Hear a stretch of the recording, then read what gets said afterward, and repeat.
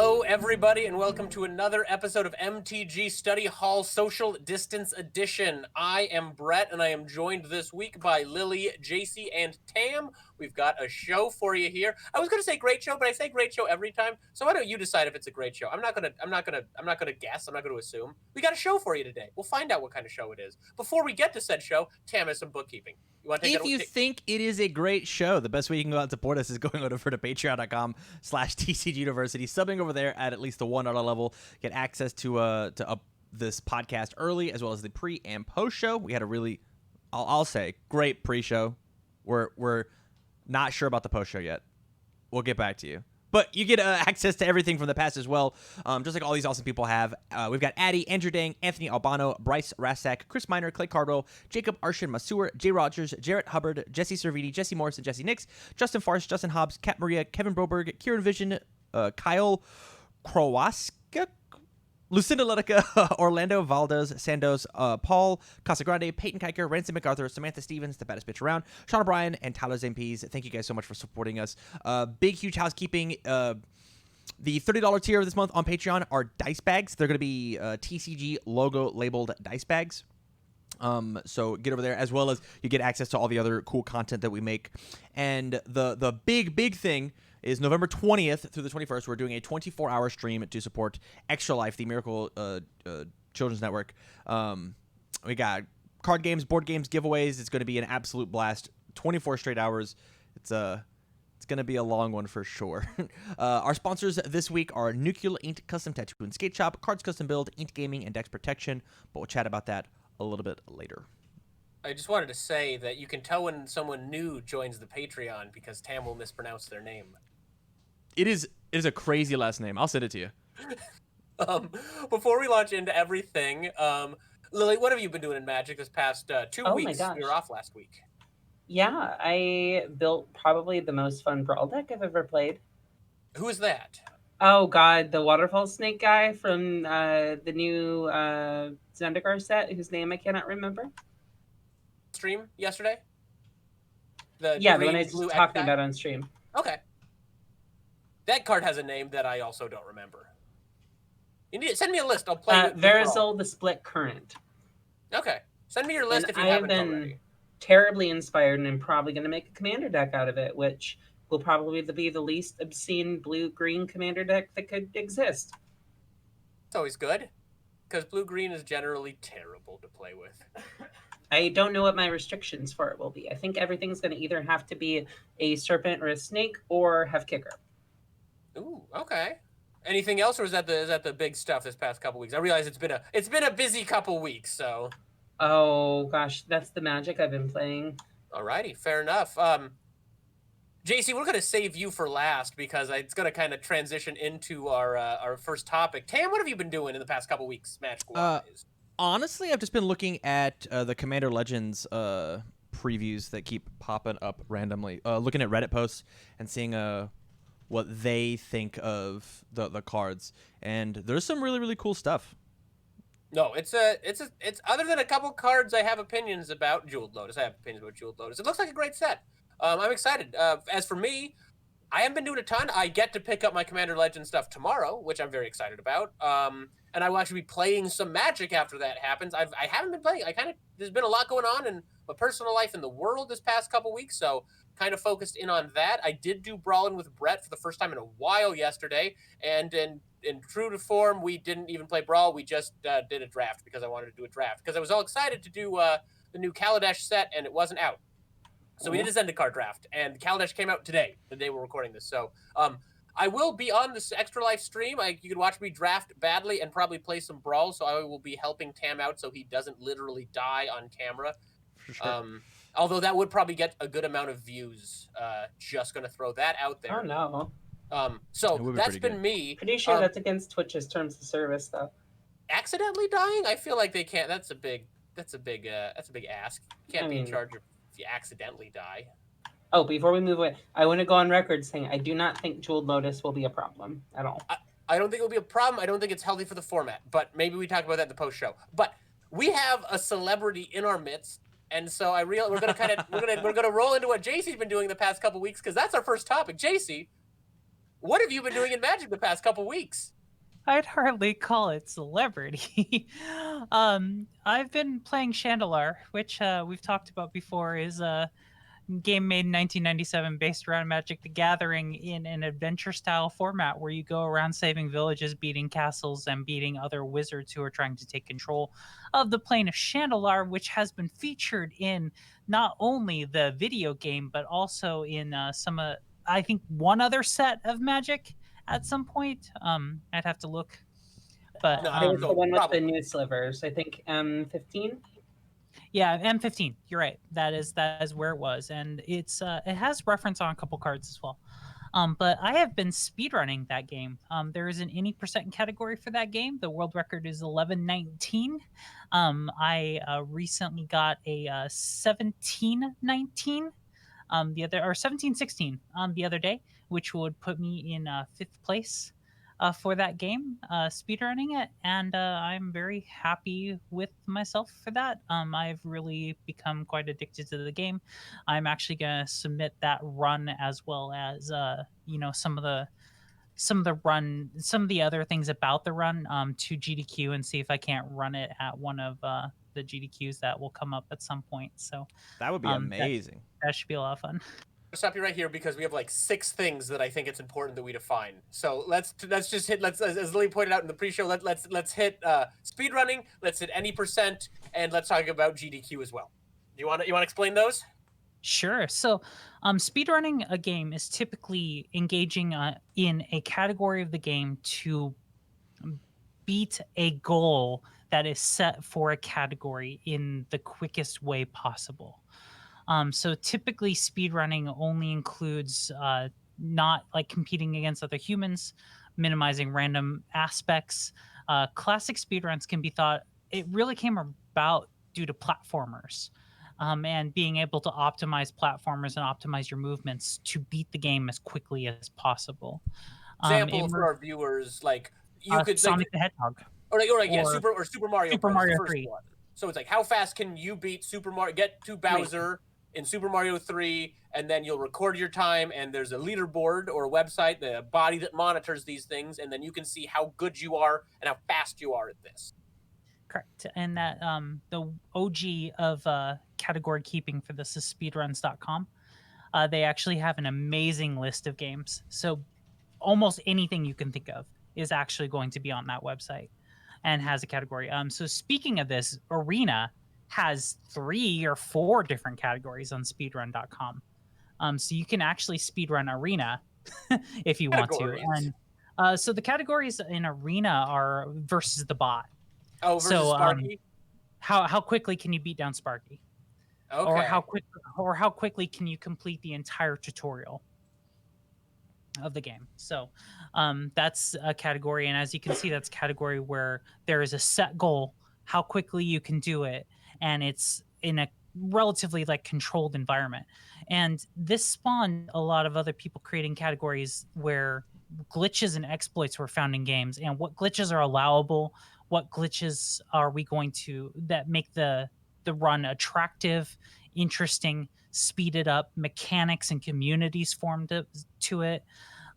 People started really engaging in it, streaming it. I mean, like being the best at a video game has always been something that has been at the heart and soul of video games for a lot of like, ever since like King of Kong. People being Donkey Kong and stuff like that. So it really spawned into who can do it fast. I mean, if you think about arcade cabinets, one of the first things with video games is like the first ones that most people interacted with in the arcades they're literally scoreboards. So the first thing you do in a video game is you are seeing how do I compare to everybody else. So it makes a lot of sense. Also, you mentioned King of Kong, which is a great movie. It's a documentary.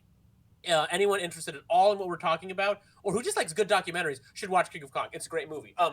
JC, I wanted to ask you about so you said it's any percenting Chandelar. Can you talk about the kind of the specifics of that? So that's just if I understand correctly, I know a little bit about this speed run. It's just getting to the credits, right? That's the one that you were talking about here. So the any percent category in Chandelar itself is how quickly you can get to the end credits, regardless of what else you do in the game. And typically, any percent categories are exactly that. Right. how quickly can you get to the end of the game, the end credits of the game, or the last sequence decided on point that is the end, regardless of what else you do in the game. So one of the reasons, like any percent is a very common category for most speed games. One of the reasons it is common is because it's a very clearly defined endpoint for the game. I mean, yeah, it seems like if you ask how fast can you beat Mario, well, in the first one, if we're talking Super Mario Bros., you're probably going to use the little warp rooms, the ones there. So it's not how fast can you beat every level without skipping any in Mario. It's how fast can you beat Bowser and get Peach to the end of the castle. Now, you said 11 minutes. Could you talk about why? I feel this is a weird like I know enough about this to ask questions, so I feel like it's like a weird like interview format. But I'm really curious because I don't know the answer to this. I know Chandelar's weird because the time is 11 minutes for the best one, 11 something. How can you beat Chandelar so fast? Yeah, give me the route. Yeah, so giving you the route of this, and this is Magic topical because I've asked myself while playing the game in a speedrun format, am I actually like at all playing Magic? Like, does knowing anything about Magic matter for the run? And that was my big question. Yeah, and the answer is yes, but less so in the speedrun than actually playing the game casually. Mhm. So to explain how the run works, you pick Apprentice because it's the easiest difficulty. What the difficulty is going to control is the random encounters and the amount of them and how quickly the other wizards try to take control of the plane. So we set it at easiest, so we have to deal with a little less randomness in the game. Mhm. Also, the difficulty increases. So if you start with you get to pick a color that's going to be your primary color of your deck. And the higher the difficulty, the more complicated deck they give you to start off with. So, Okay. That's actually a really cool feature. Yeah. I like that a lot. So for instance, we pick red for the speedrun category, and actually this relates to Magic a lot. Shocked. In that people who are Dave, who used to be on our show when he was doing pennies to or Pauper to pennies, and or I can't Pauper to I'm plenty. forgetting. Pauper to plenty. Thank you so much. And actually, like a good test, as far as I know, I've heard this. If you build a deck that you plan on taking professionally anywhere, a good test of your professional deck is to try to play it against a red deck wins deck, just to make sure that particular style of deck isn't going to be an answer for your deck. And in this also, like, this proves out again that one of the quickest ways to advance in Magic and learn in Magic is through red. And I think that's a topic all into itself. But anyway, so we pick the easiest category. So we have a simple red deck. You load into the game, and then you sell off all of the deck except 4 or 5 cards. Because in Chandelar, there is no absolute deck size that you have to enter encounters. So we keep like 4 cards, no creatures, an Immolation, 1 or 2 Eternal Warriors, and we chuck Fire Breathing. We have like 14 mountains. Like, basically you sell off most of your deck for money. And then you seek out finding 1 or 2 fireballs, 1 or 2 lightning bolts, and a Shivan Dragon. For reference, how Richard Garfield intended Magic to be played right there. Yeah. Boom. Yep. Well, to be fair, Lightning Bolt is one of the best cards in Magic the Gathering. So how many times have you paid for a Shivan Dragon, though? Well, that's the thing. Like, how many games has anybody ever played a Shivan Dragon in besides Chandelar? But you get a Shivan Dragon because it's a 5/5 red creature that can pump itself with red mountains, and all you have are red lands going into battles. So you go, you look for there's random encounters of bazaars and places that you can buy cards in the map. So you go around the map until you can get a Shivan Dragon and a couple other cards. Once you get those, there's 5 castles that you have to beat the game. You ignore doing any quests. You ignore doing anything with villages. You try to avoid all the battles that you can because those waste time. We don't care about that. and then you go to the castles with your Shivan Dragon, 2 or 3 lightning bolts, 2 fireballs, an Eternal Warrior, some mountains. Oh, You know, for some Warrior. context here, Eternal Warrior is a red enchantment that gives vigilance to the creature. gives vigilance to the creature. So God, that's A, wildly out of the color pie, B, terrible. I don't have a seat. That's all I got for that card. yep, red gets a card that gives vigilance. I'm pretty sure it's still legal in Legacy and Commander. I don't Oh, see I'm why sure it wouldn't be. It just seems A, terrible, and B, wildly out of the color pie. But It again, costs color. 1. So it's just But one my red. Mardu Enchantress deck. Wait, one red creatures have vigilance. That's it? No, One. It costs it's a 1 to play. local aura. It's an enchant creature. Oh, Yeah. it's an aura. It's an aura. Oh, it's the worst card type. Also, okay. My God. The reason that we run that card in the speed run though is so you're not doing any of the quests, so you have 10 life. So sometimes you won't get life drops in the dungeons or anything like that, and the bosses all have 25 or 30 life. 25. And Keep our Shivan Dragon on offense and defense, if I'm understanding the deck correct. exactly. Oh my Keep your Shivan God. Dragon on offense and defense. Sarah Angel cannot step to this. Sarah Angel Oh cannot my step to this. God. That is terrible. Tell me more. I've actually funny story. I've actually thought about trying out the run, running the what's the green creature that's 8/8, and it's gonna kill me. Force of Nature. Force of Nature. Yeah, I thought about seeing if I can do this run with Force of Nature, but The green creatures are 8/8s and we're around when that game came out. But well, the Shivan Dragon has flying, so that's why we choose it also. So it's a 5/5 that can pump that has flying. You throw Eternal Warrior on it, and you have vigilance, and it's on offense and defense. So in the castles, there's a mechanic in the castles where dice are laying around the castles. The dice can give you either 1 to 5 extra life in your next fight, or they can give a random creature from your deck. Since the only creature in your deck is a Shivan Dragon, it will give you a Shivan Dragon that you start the match with In play. in play. Oh Lord. Okay.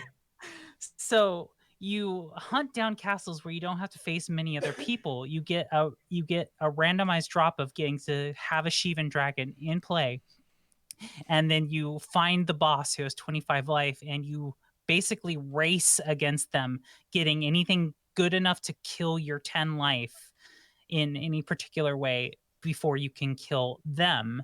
And the only castles that are really dangerous are blue, black, and white to a degree.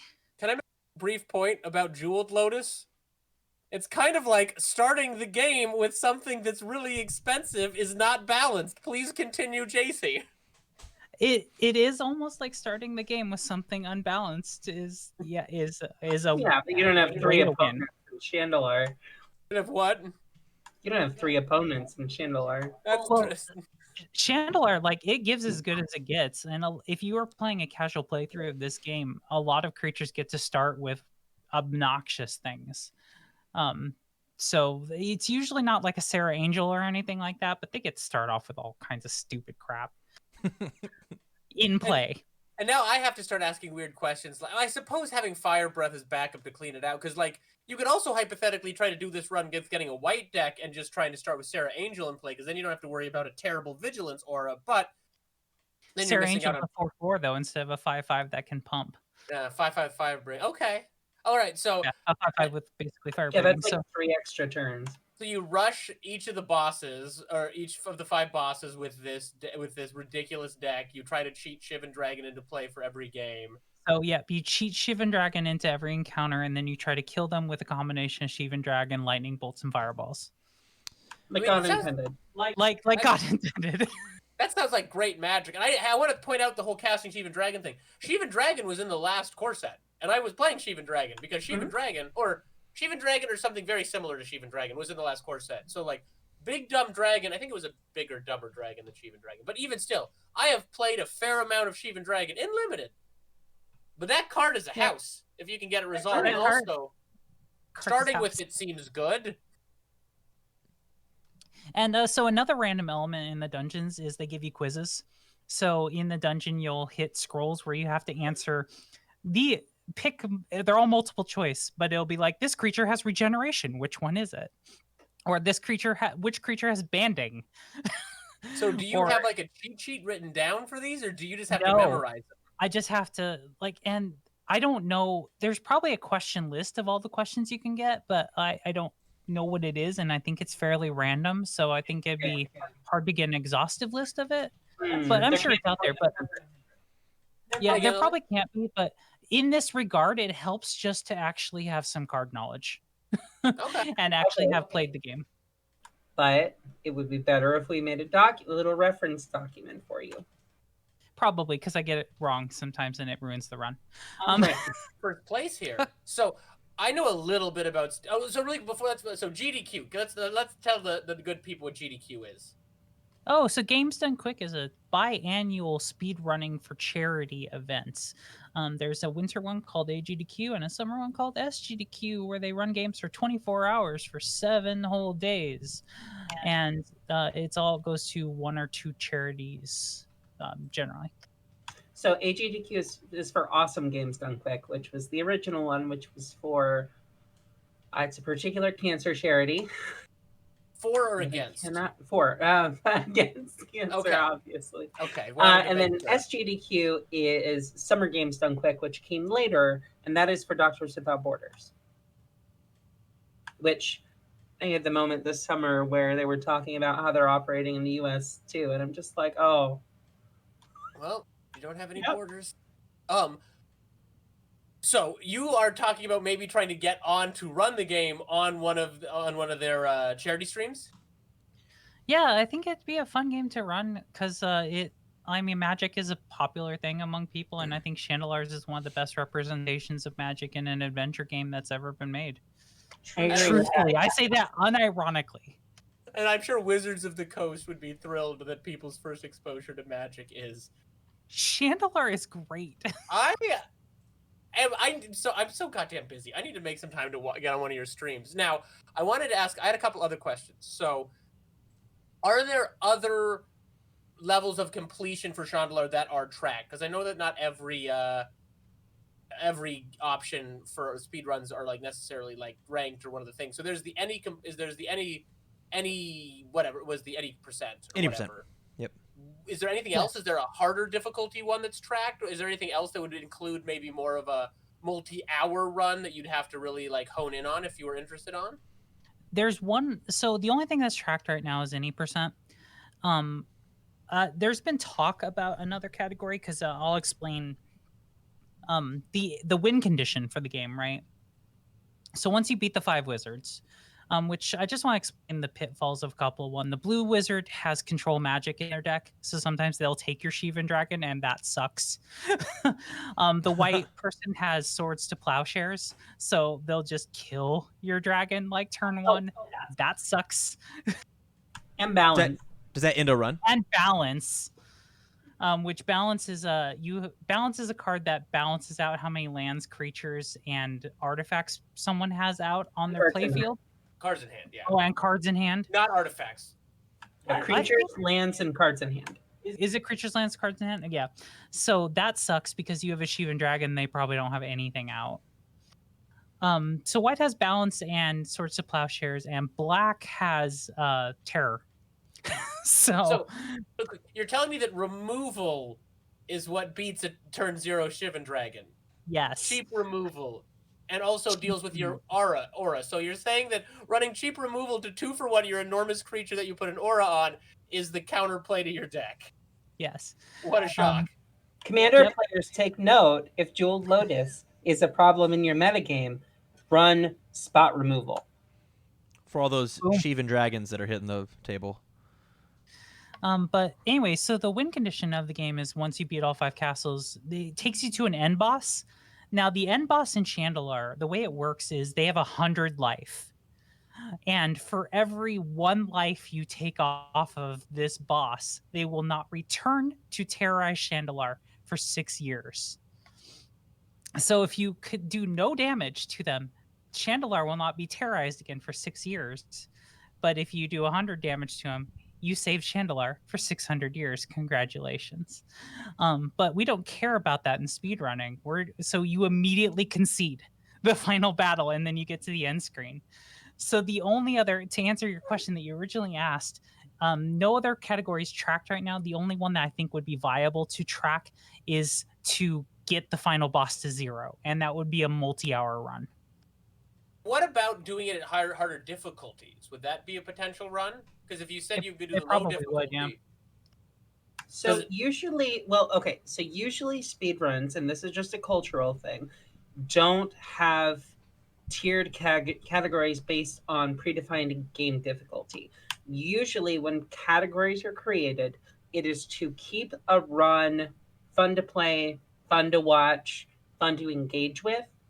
When a new glitch or bug is discovered or a new route circumvents a lot of the game. So like there was a period of time where like Ocarina of Time was run any %, and when that was the case, it was just like, okay, get to the end credits. And then there was a bug that was found that was like that let you just teleport. Right? No, that let you just teleport to the end cutscene. Oh, okay. From like 7 minutes in the game. So they're like, all right, well, now it's going to be defeat Ganon. And then like some other stuff was found. And then it's like, okay, well, now it's going to be, you have to get all the medallions and then beat Ganon. Yeah, so for instance, the harder difficulties, so the middle difficulty for Chandelar, the evil wizards have 40 life instead of 25. And also, like, there's other things about minimum deck size that you have to have, and just other weird things, starting off with food, gold. So basically, they keep it on easiest difficulty for run consistency, but I could definitely see, like, playing it on hard difficulty. But like the thing is, I don't know that it would be as fun to watch. To Lily's point. But that being said, this has been a talk about speedrunning, and I honestly want to say this because I honestly believe that this Chandelar is one of the best games around Magic ever made. And when you're playing Chandelar, especially as like a casual run, you are actually playing and learning Magic. Because the format that it takes you through phases of the game. It takes you through steps of resolving things. Now, it takes you through playing Magic like you did in 1997, but honestly, Magic today isn't that much different from like a feel perspective. You're still playing spells with lands. Yeah, I hear you. Oh, the time you yelled from the other room about how tap blockers didn't deal combat damage. Oh, god damn it, that's right. Oh my god. Or mana burn, which is ridiculous, or resolving banding when it gets complicated. But yeah, so yeah, it is genuinely a great game, and I want to revive a community around it because having community of speedrunners makes runs better, makes them more entertaining, makes different categories, and is good for the game. Yeah, it looks like the last run that happened was 6 months ago, besides your 6 day ago run. Yep. And there's 1 or 2 other Twitch streamers that will stream the game. Sometimes reach out to me, guys. I guess my last question is, how are you going to shave the 6 minutes and 1 second from your run? It's actually a thing that I want to bring as a topic that we'll talk about in the future sometime is I actually watch the runs and see what I fucked up and try to improve. For instance, the my last best time, I wasted 5 seconds banning someone. That tells me I need to get a mod. And other than that, just I see where I misplay things. Honestly, there's not that many lines of play starting with a Shivan Dragon and playing killing someone with fireballs and lightning bolts.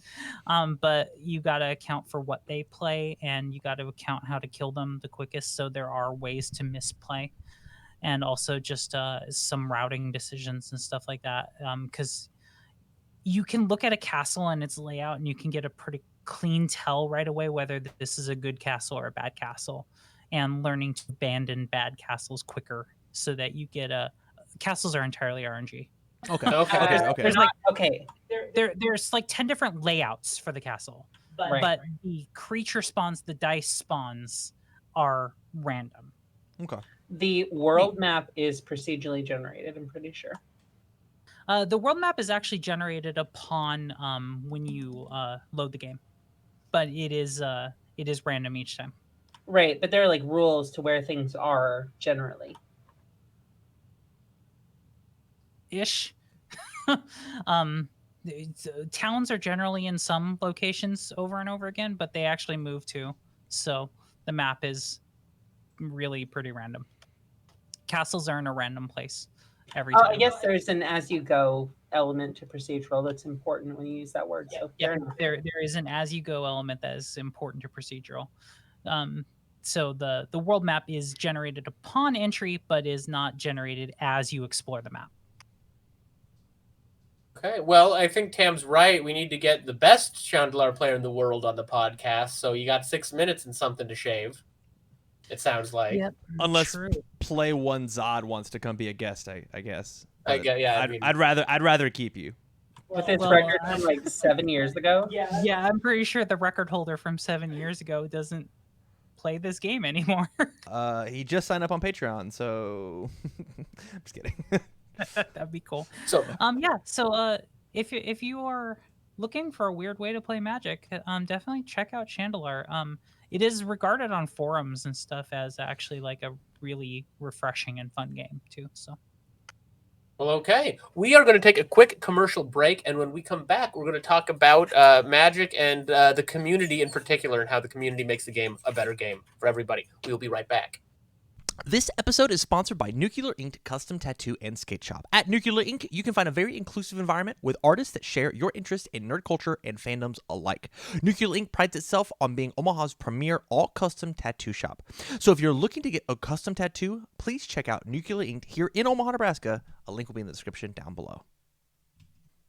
Are you into cosplay? Looking to get into cosplay? Do you want to show up to events dressed as your favorite character? Well, then Cards Custom Build can help. Cards Custom Build builds everything from cosplay accessories like props, trinkets, or weaponry, all the way up to full-blown costumes. Do you want a cosplay made from perfectly flowing cloth?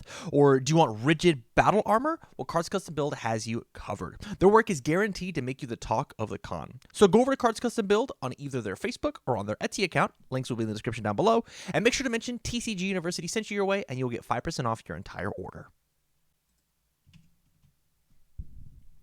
Dex Protection is on a never-ending pursuit to create the highest quality storage and protection accessories. Their design and innovation comes from die-hard gamers and collectors just like you.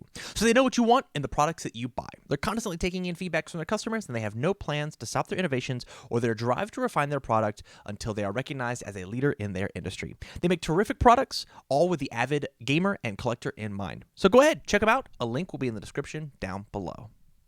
Are you looking to get a custom playmat? Well, then we suggest you check out inkedgaming.com. They've got custom playmats, dice bags, mouse pads, and so much more for your gaming needs. They've even recently added a stitch option to their playmats and mouse pads as well. Wow. Inked Gaming lets you play your game with your style. So if you want 10% off your entire order, use the code TCG University, all caps, no spaces at checkout. Help support us by customizing your game to your style.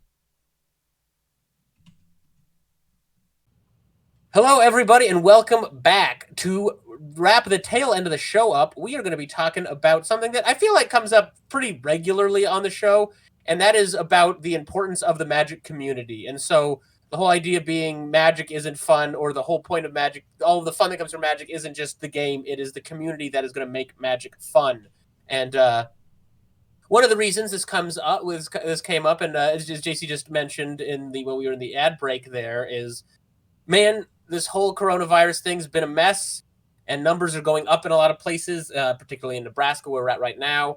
We all really want to get back to our lives and playing all parts of our lives, including playing Magic in person. And we just want to throw out there real quick, wear your damn masks. Please, please, please. Let's keep people alive and end this thing as soon as we can. We'll end it faster if we get less people sick. So we're not just going to go on and on about that, but I did agree that that was an important thing to talk about. So while the Magic community being important is kind of nebulous, JC, Tam, I felt like you guys kind of directed this thing. Is there a certain area of this topic we want to kind of focus in on here? I guess I guess the main thing that I have to say about it, as somebody who has not played an extensive amount of Magic, but as somebody who has sat behind a counter at a card game store and sitting here on the podcast listening to you guys over and over and over again, that a lot of people don't like Magic. a lot of people don't like Magic. A lot of people like the friends they hang out with, and Magic is the catalyst to hang out with your friends, right? Like there's so many decisions that Wizards of the Coast make, or honestly mechanics inside of the game. Yeah, I hate Standard, but Commander's really fun because I get to play with my friends. Or yeah, I love traveling tournaments, and I absolutely love Standard. Or I can't stand Commander, but when me and my friends are gonna go beat ass, I just have an absolute blast, right? Very, very rarely is it, I play Magic because it is so good, and I could sit in a basement all by my lonesome and just play with my Magic cards all by myself. That's never a take. That's never a take that anybody ever has ever. I'm honestly feeling a little attacked right now. I want to. Well, I mean, to beg to differ, like, so I do want to expand on that, in that I feel like the counter argument that immediately people think of is that, well, Arena would beg to differ because a lot of people play it and a lot of people have fun with it. But I feel like what supports a lot of people playing Arena is podcasts about Magic, YouTube content about Magic, talking about products on forums and Reddit, and the people, like, the maintained interest in Magic, I don't think is necessarily driven by playing it in Arena. It's driven through being interested in Magic from the community standpoints of it, and that keeps you playing Arena. I agree. That's my supposition, I guess. Like, I feel like there is an argument to be made that no, I don't watch any YouTube videos. I don't care about the community. I just play Arena. Yeah, and that certainly does exist. I could say when it comes to other card games that I play, right? Like I've played, I'm playing Universes very competitively right now, and every other sentence out of every competitive Universes player's mouth is, "Man, Universes sucks." Man, this game's trash. But I cannot wait to go spend hundreds and hundreds of dollars to buy Universes cards, and thousands and thousands of dollars to fly across the country to go hang out with these 20 people at an Applebee's after a Universe. We could just go fly to Applebee's, right? I could just go meet somebody at Applebee's in Georgia, but I'd rather go play Universes first, because that's the meeting point. That's where we meet up and hang out. Go Go ahead. No, I was going to say, I wanted to kind of address an idea there. It's like you ask Universes players about Universes, oh, I hate that game. Oh, there's the whole, ask Magic players about Magic, oh, you hate that game. I want to kind of deconstruct that a little bit, because I think there is an amount of nerds are opinionated. This is not shocking to anyone who watches the show, because I am a nerd with many opinions. Yeah, thank you for the aghast looks there, Lily. For those of you just listening on audio, Lily was making a shocked face when I said that. So, yeah, nerds are opinionated, and so you ask anybody who I don't want to say just competitively, who regularly plays, who cares about a game, odds are they're going to have something to say about the game itself. So with Magic, maybe Standard's trash right now, or it used to be better. And there's just a lot that gets packed into that, because I take a lot of Magic, Wizards of the Coast's little surveys, and one of the things, it's like, why do you like Magic? And they've got all these questions. One of them is, it's like, does it bring back fond memories? And this whole Magic used to be great, now it sucks. A lot of times when you hear that about Magic or anything, it's the past is easy to look back on and remember all your fun times. And now it's like, man, the Standard tournament sucks, or this year's been weird, or they didn't get Jumpstart out in my country. There's a million things to be annoyed with. But when you look back, it's easy to put on those rose-tinted glasses to when me and Lily and a few other friends would hang out in my bedroom when we were in high school with a card table, and my mom would order pizza on a Saturday, and we'd sit around, and all of the good stories. Not let you die. And Lily's dumb, stupid mono white control deck with the winter orbs and all of the garbage stacks pieces wouldn't let us die. But I'm sure there was trashy things about Magic then. There were things that were worth complaining about then that are still worth complaining about now, where there's new things to complain about. But sometimes that, oh, this sucks, it's, yeah, some parts of this sucks, but we're opinionated and it's easy to selectively remember the things we liked. And so I always take the, oh, this game sucks with a grain of salt, sort of. But I also did want to throw something else out there as someone who's taking not a full break from Magic, obviously, seeing as I'm on a weekly podcast.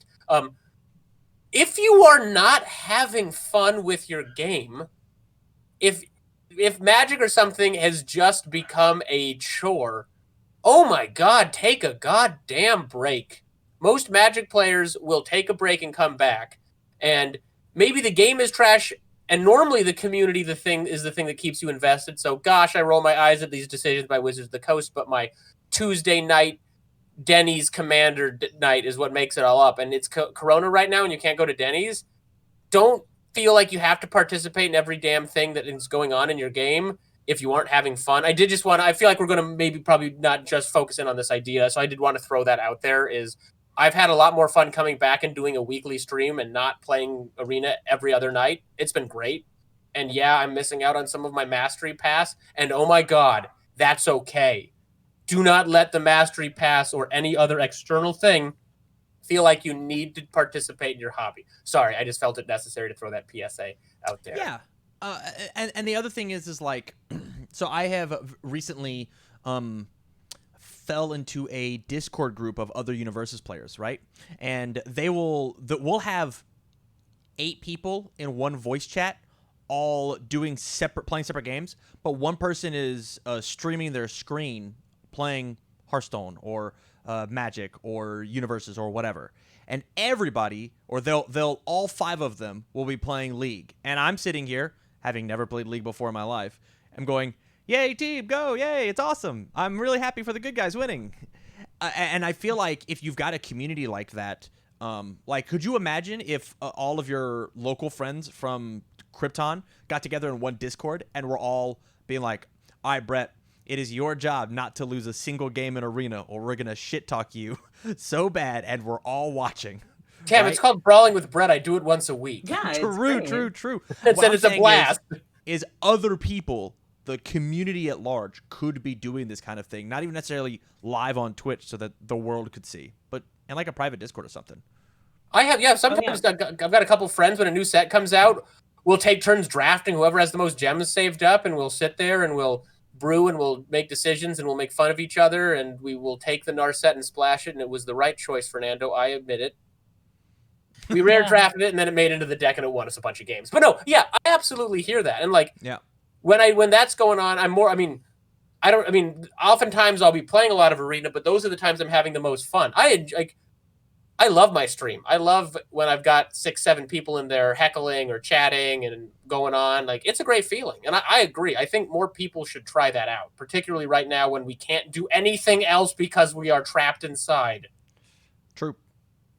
Yeah, because I wonder to myself that if just playing Arena and consuming news and like kind of opinions on YouTube and stuff like that is a good way to sustain growth of the card game as we continue into the future. So like, what do you mean by sustained growth? What do you mean by that? So will we lose players if the condition of playing Magic is just playing Arena and consuming content about Magic online? If we stay in Rona, if Rona keeps going on and people don't develop other ways to find community in this game, like we're talking about, like forming your Discord groups or like watching streamers and engaging in the community and stuff like that. Yeah. Or even just Arena like mutating in a way to where it's more of a community feel rather than just one-on-one, which I don't know what that looks like or how that would look. I just worry that if we're getting into a place where it seems like Rona's not ending and you don't have a good play group or anything like that, and you're not engaging in these community feels, then you like, honestly, like, if you're not having fun with Magic, take a break. But does Magic as a game sustain itself, grow people playing it? Does Hasbro do well on its balance sheet that keeps making it pump resources and good things into the game? Is the health of Magic really served if we are consistently losing community interaction between average players? Yeah, what are your thoughts, Lily? So I think the whole focus with like, I think if you fixate on only engaging with the content and not playing the game in any way, shape, or form, it's what is going to rot the community from the inside out. Because ultimately, it's like the trend for like modern news to be like news analysts instead of actual news. It's the same idea. Instead of playing Magic, you are getting opinions, talking to, like, listening to people who talk about Magic. And there's a degree of separation that's keeping you from actually playing the game when you form your opinions. And then when you play the game, it's colored by the opinions of other people who played first. Like, hun, you need to fucking play in one way or the other. Like, that's like, if how you want to engage is with the content, that's great. But like, if all anyone ever does is make content about the game and not play the game, we're just gonna eat ourselves from, like, it's just the Ouroboros bullshit. I completely agree with that. And like, I mean, we've mentioned a couple times Jeweled Lotus. Like, part of it is Corona, part of it's the set's not out, but like, it has just been a cascade of takes, be they hot or cold. So it's all just, oftentimes, I mean, in a set release, it's all just takes. It's all just arguing over someone's take. Which normally is fine because then we get to go play the damn cards. And when like a new standard set comes out, yeah, we can go play standard. And I'm not going to sit on anybody. I'm not going to judge anyone who looked at Omnith standard and looked at win percentages and said that set looks like shit. Like, sometimes you don't need to jump in, but these new commander cards, this is great, this is terrible, this is ruining it. Do go actually play with the Right. cards. I would absolutely agree with that, because we can't. Corona is complicated because we can't go out and play in most of the ways we normally do, and that sucks. And so sometimes we just have to go, oh, I can't play, well, let's just lean on the content. But we have to remember that the content exists to support the game, not the other way around.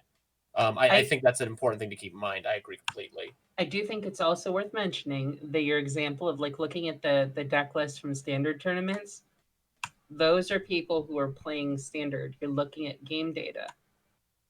You're not taking somebody's opinion and forming your own opinion off of their opinion, and then that gets regarded. Like, it's not that circle of death. Mm-hmm. Okay, fair enough. Yeah, and like, yeah, it's this card is. I mean, when I was doing my run today, I was watching the professor, Tolarian Community College. He did a whole thing, and like the video was set up. It's like, this new common has ruined Pauper, and then the videos kind of be like, yeah, it's a thing. Here are the top 5 cards I think are going to matter, but honestly, I don't think anything's going to ruin the format. And then he played a clip from Gavin, the product architect of Commander Legends, who basically said, yeah, we did a couple weird things with commons, but we're going to let you play with the cards, and then if we have to adjust, we have to adjust. And overall, it's like, wow, the video, I mean, you have to make your videos look catchy. You have to have it say, is this card going to ruin Pauper? But I think it's also important. I think it's important to content creators. Like, yeah, you've got to make the clickbaity titles. When we do clickbaity titles, we get more views. That's how this works. But I think there's also an onus on content creators like us and like, you know, people who make much more popular content for Magic the Gathering to make sure you aren't always catastrophizing everything and make sure you're recommending people play with the damn cards. I will say it's interesting that you guys bring that up of you have to play cards because of the idea of, let's think of like I can sit and enjoy League of Legends having never played the game ever. I've played zero League, right? As long as I understand how the game works. And so sitting here and being in the social zeitgeist, sitting all by myself playing and watching content might not be the best. But if I could sit here and I can stand around the water cooler and talk about the cool Magic stuff that's happening, there's something about that, even though I'm not necessarily playing the cards. But It's the people that I'm talking with that matter to me, and as opposed to the cards themselves. That's a good point. I don't want to exclude anyone from the community by saying, "Oh, you're not doing Magic right if you don't play." If you like the game, if you like the lore, if you like watching, if you like cosplay, there's a dozen ways to engage. But I do think it's important that at some point, some people have to play. Yeah. Because somebody has to. Yeah. There has to be matches. There has to be arena going on. There has to be commander stuff to play. There needs to be arena. There has to be people to play arena if we're going to watch arena. There needs to be people playing for it to be a thing we can spectate. We need to have people playing Commander for there to be a reason to print Commander cards. So obviously it is an important part of the game that some people play. Because if you like watching, that's great. We need people out there doing it. And it's this crappy place we are with Corona because it's just so easy to... I mean, it's the only... A lot of people, it's not your fault. If you can't play with anybody and you want to engage, you can play Arena, you can watch people play Arena, or you can watch people talk about the cards. Because like I rather think sometimes about like, could this game just be sustained with Arena and online community? And like if the paper version of this game disappeared, like would this game keep going? And like I feel like the answer is like yeah, but not as good or as like fantastic. Because I think about like Pokemon Go, for instance. Like I only really care about Pokemon Go when I'm playing it with a bunch of other people. Otherwise, I kind of don't care. Even if Pokemon Go's mechanics were absolutely stellar, like a 10 out of 10 game design, right? Even at the base, like at start, right?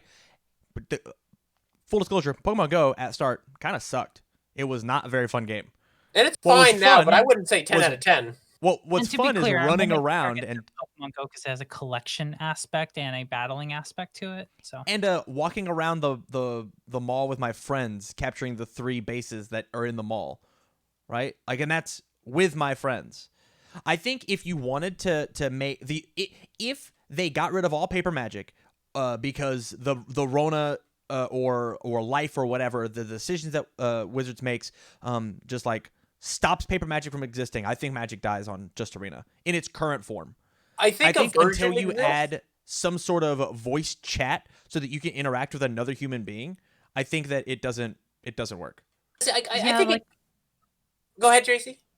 Oh no, and this gets back to you guys, the argument that you made earlier about like editorial news and like communities, like just like watching YouTube content and stuff like that. Like then you like if the paper game goes away, or if we can't play paper because like this keeps going on, then you have either a loop of where you're just either playing the game just on Arena, or you're engaging in editorial content and playing the game on Arena, and I don't know if that's sustainably healthy. I think there's a version of the game that exists in that hypothetical. Like Hearthstone works. Magic is a good game. Arena is getting better, generally speaking, right. Except when they put a terrible patch that ruins stuff. But generally, the system's improving. There's a world that exists like that. And something I noticed, again, I want to reference the professor in Tolarian Community College. And a lot of the Dice Removal podcasts I was paying attention to, there was kind of this repeated talk from the professor about, oh, they're going to kill paper Magic. And then when he talked to we had a Magic guy on, they're like, we have absolute. I think it was Rosewater. I think they had Mark Rosewater on. Yeah, like, yeah. We have absolutely no plans to get rid of paper Magic. And like, look at this year. Like, sadly, the year of Commander turned into 2020, the year of Commander. So 2020, the year of everything being shit. But which I mean is fitting. Yeah, but they are focusing on Commander. They're trying to do all this stuff. They're trying to turn the tournaments into conventions where you come and play multiplayer and have a good time. So I don't think Wizards wants that. And obviously, I mean, like, the community is clearly strong. They want people talking. They want people playing. They want people getting together. They want that multiplayer aspect. So while I think there's a version of Magic like that, I don't think it serves the community. I don't think it serves Hasbro's bottom line. I don't think it serves anyone to say, let's get rid of paper. It's let me profitable, actually, it's fun, it's important. Let me clarify my point. Right? When I said I think Magic dies in its current form. You brought up Hearthstone as the example. If you started Hearthstone in paper and then made it what it is now, it would not be nearly as popular, right? Hearthstone started with no voice chat. Magic started with voice chat because I sat across the table from you and I'm talking to you, right? Okay. And I feel like that the people, the reason that a ton of people don't play Arena is because they don't have that personal interaction, right? I am not talking to a person. I don't think of the dots and blips on that screen as another human being sitting at another computer. I see it as dots and blips on a screen, right? I don't really play Arena. I watch Arena. Right.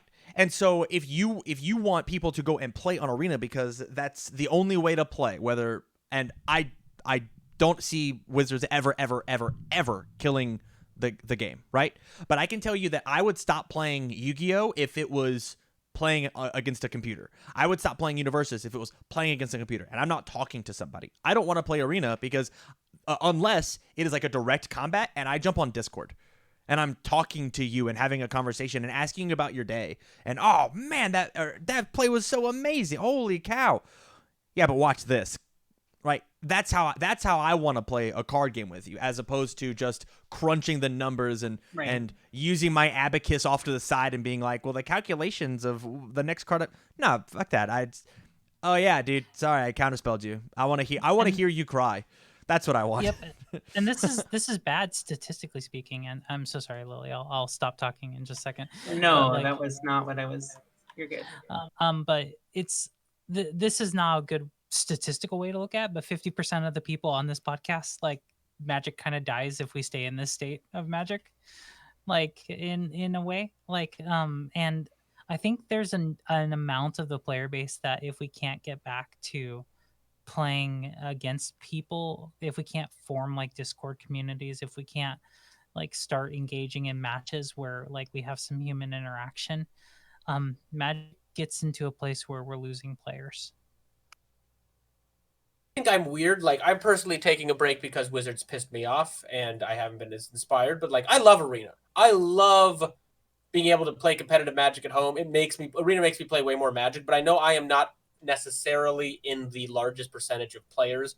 Most players are, I think the average kitchen table players are looking for that. I want to play a game with people less. I want to play this mono red deck against strangers and feel no guilt as I roll over people with Chandra. So like, I'm willing to admit I'm the weirdo. Like, Magic Arena, I think, is a good video game, generally speaking.